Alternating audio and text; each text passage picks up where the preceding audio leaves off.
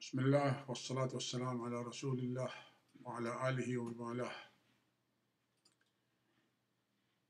إن الله اشترى من المؤمنين أنفسهم وأموالهم بأن لهم الجنة يقاتلون في سبيل الله ويقتلون ويقتلون وعدا عليه حقا في التوراة والإنجيل والقرآن، ومن أوفى بعهده من الله، فاستبشروا ببيعكم الذي بايعتم به وذلك هو الفوز العظيم.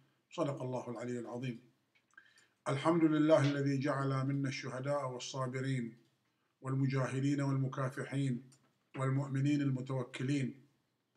الحمد لله الذي من علينا بهذه الدماء الزكية الطاهرة لتطهرنا وتثبت من عزائمنا وترسخ لدينا مفهوم الشهادة والتضحية.